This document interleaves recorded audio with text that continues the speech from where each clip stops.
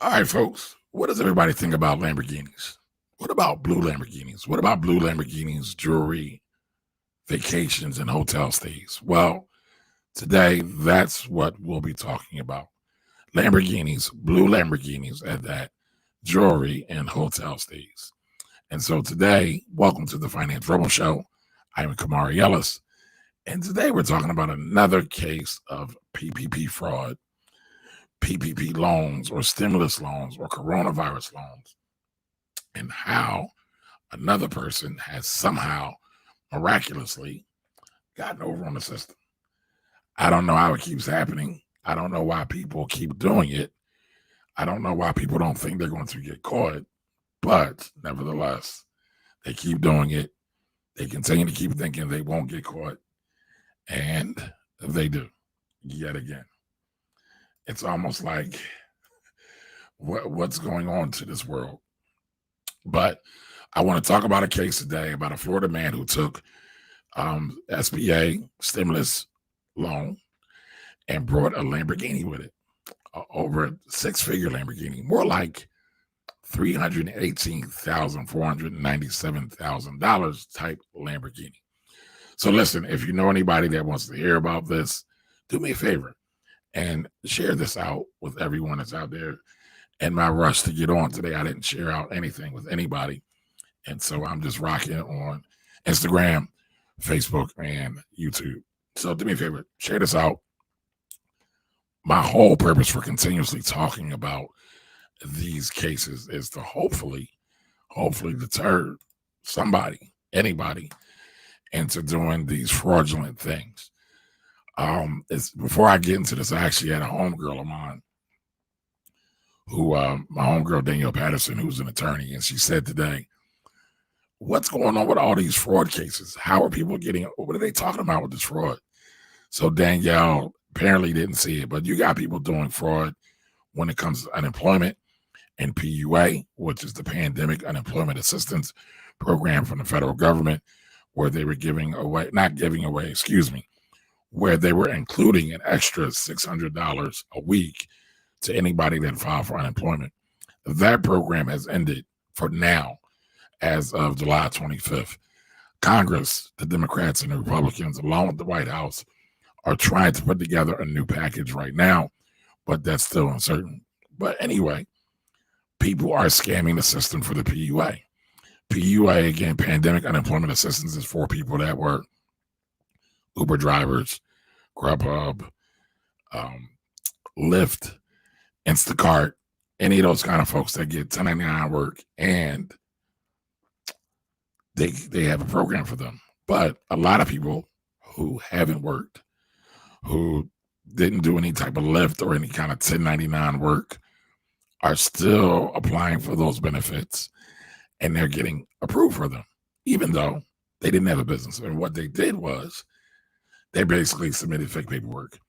Many people submitted fake tax returns or submitted fake tax returns to their state's unemployment department. So that's one level of fraud that's been going on. Again, there's been several people who've gotten the PPP loans and that have had charges pressed against them. I've talked about it a couple of times, right? But again, I want to keep talking about it. One, it's kind of funny to me because people are so daring and blaring and just have all kinds of gall. I mean, the cojones on some of these people is like crazy. So David Foster's checking in, and he said it's a paper trail. Duh. Yep, it certainly is. And Ms. Edith just said she shared it. So I appreciate you sharing. Everybody else, do me a favor, share just like Ms. Edith just did. But let's talk about this case. Again, Florida man takes coronavirus aid and brought a Lamborghini, folks. Not just a regular Lamborghini, but my man's brought a blue Lamborghini. All right, so David T. Hines, 29, was arrested and charged with 3 felonies after spending relief money on a $318,497 car, clothes, jewelry, the federal prosecutor says. So a man in Florida received nearly $4 million. So this guy got $4 million in PPP funding. 4 million, folks. 4 million. 4,000,000. Intended to help his struggling business and spent the money on a Lamborghini Huracan, sports car, and other fraudulent purchases, was arrested and charged. All right. So this man got charged with bank fraud. That's federal. Plus the paperwork, that's federal as well. Making a false statement to a lending institution and engaging in transactions in unlawful proceeds, according to prosecutors in the U.S. District Court for the Southern District of Florida. If convicted on all charges, he faces up to 70 years in prison. So tell me something. Would y'all be willing to do 70 years for $4 million? Tell me in the chat. Is that a fair exchange of your time? $4 million for potentially doing 70 years in the pension. Would y'all do that? Does that sound like a good exchange? Is it worth it? Mind you, he just got this money. He ain't even had it that long. All right, so in April, Mr. Hines joined scores of other business owners who were seeking financial help from the Federal Paycheck Protection Program, again, PPP, a loan program created to help businesses keep their employees during the COVID pandemic. So here's where it gets really juicy. This is where it gets really good. On his application, Mr. Hines said he operated 4 businesses with 70 employees and had $4 million in monthly expenses. Okay, 4 businesses, 70 employees, and had $4 million in monthly expenses. So just jot that down in y'all memory. By the next month, Mr. Hines started receiving money from the loan program. He received 3 payments totaling 3.9, roughly $4 million, right? $3,984,557, according to the authorities. As that money came in, Mr. Hines continued submitting requests for more funds. Eventually, his requests totaled $13,542,741. Basically $3.5 million. A man's applied for $3.5 million. So what came next, based on a review of Mr. Hines' financial records, was a spending spree that included luxury jewelry, expensive clothes, visits to resorts in Miami Beach, and expensive dates on dating, and expenses on dating websites. Y'all know what that's about. Wink, wink, expensive websites. So there were escort services, right? There does not appear to be any business purpose for most, if not all, of these expenses. The postal inspector said, Mr. Hines' lawyer, statement that his client was a legitimate business owner who, like millions of Americans, suffered financially during the pandemic and is anxious to tell his side of the story. Mr. Hines made 2 payments in May totaling $30,000 to a person listed as mom. Officials said that month he paid more than $4,000 in Saks Fifth Avenue. In June, Mr. Hines paid more than $7,000 to the Cité Hotel in Miami Beach and $8,500 on jewelry. The biggest purchase appears to have been made on May 18th when Mr. Hines brought a blue Lamborghini. Again, I said the number, but let's say it again. For $318,497. $318,497 in North Miami Beach. He registered the car under his name and that of his business. So monthly expenses for Mr. Hines' companies averaged $200,000, far below what he claimed on his federal loan applications.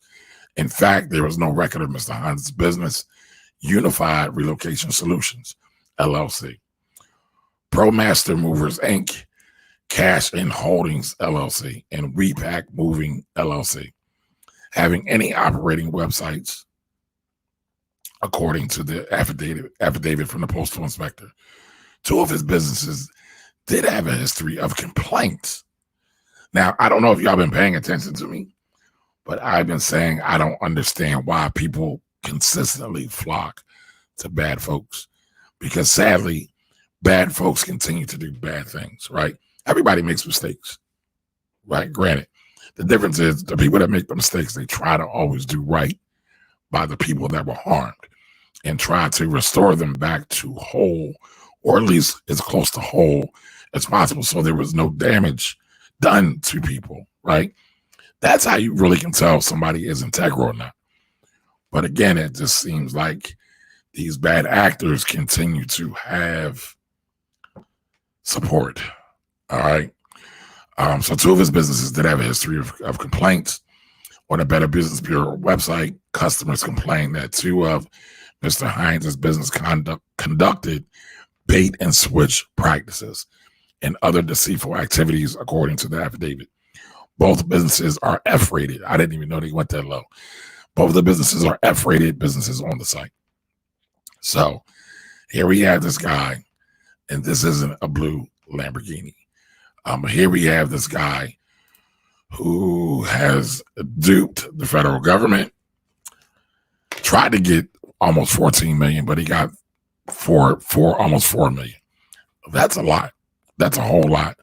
And clearly, he really didn't have a strategy. Clearly, he just wanted to get some flashy things. Now, I don't know if any of y'all are movie buff like me, but I'm a movie buff. Anybody ever seen the movie called Goodfellas? Anybody remember Samuel Jackson's role in that? And there was also the other guy that was in Goodfellas that after they raided the Lufthansa truck, they did the Lufthansa heist. They the guy went out and brought new furs and new Cadillacs for him and his wife. And you know what happened to that guy. And the reason what happened to that guy was he got whacked, right? He got put in a grave. They knew that making big purchases out of the blue, when you don't have the income to support it, don't have the history to support it, brings unnecessary attention.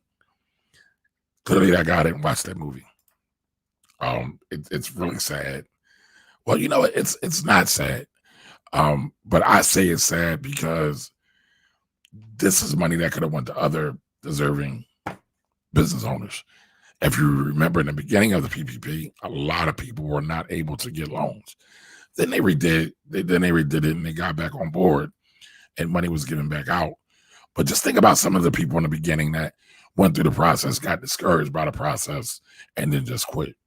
Again, that will be more money for those deserving businesses who have real businesses.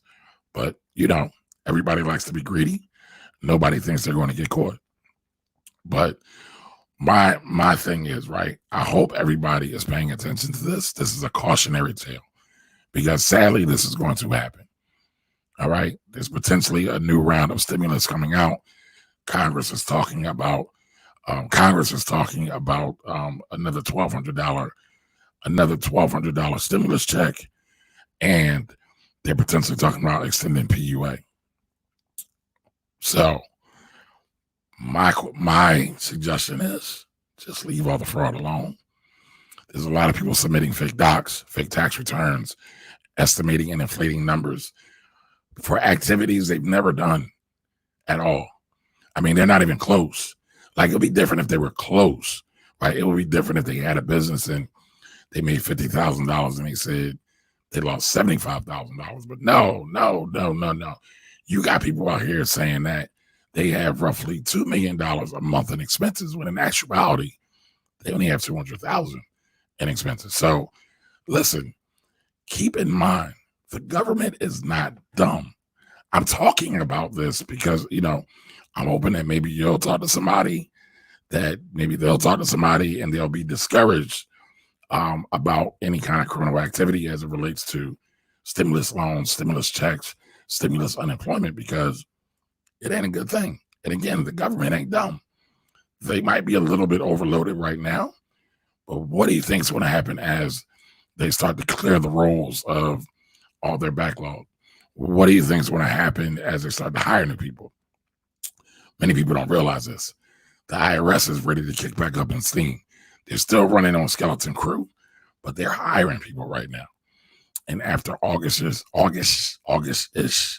to September to October-ish, they are looking to reinstitute enforcement, especially on the bad actors.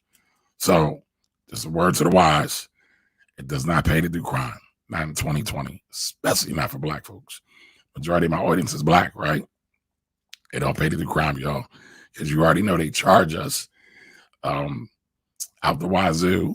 They love to give us extra charges that aren't related to us or related to the crimes that we allegedly did, right? So in my opinion, it's best that we just stay out of the system as much as possible, right? Just because the system ain't for us. It's rigged, folks. It's rigged. And that's not to be confused with saying we don't need to, I was going to say pull ourselves up by the bootstraps, but that's such a bogus statement. And I definitely didn't want to say that. But it doesn't mean that we should stop trying to be our very best, to do our very best, to think our very best. I'll say that because, again, crime don't pay. There's cameras everywhere. And believe it or not, they say snitches get stitches, but everybody's snitching. Everybody is snitching.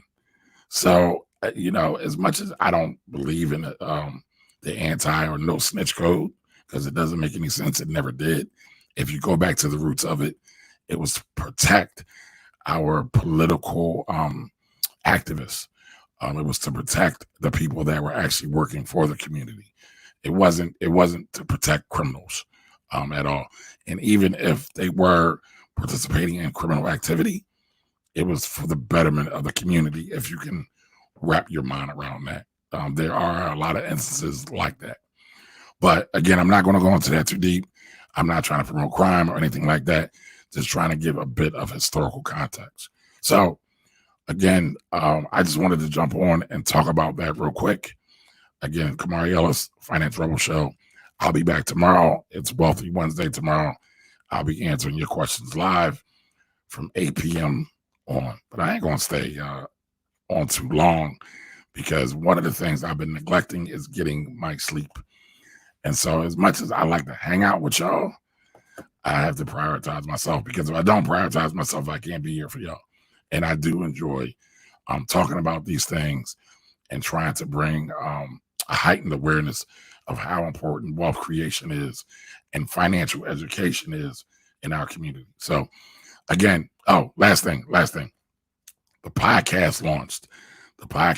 So do me a favor. Go to your favorite podcast platform, whether it be Stitcher, whether it be iTunes, whether it be Spotify or Google Play, and search out the Finance Rebel Show. Give it a listen, give it a rating, and do a review. Give me an honest review. Hopefully it'll be 5-star, but if it's not, I always like honesty. All right, folks. I'll be back tomorrow for Wealthy Wednesdays. Everybody have a great evening, and I'll talk to you all soon. Be well.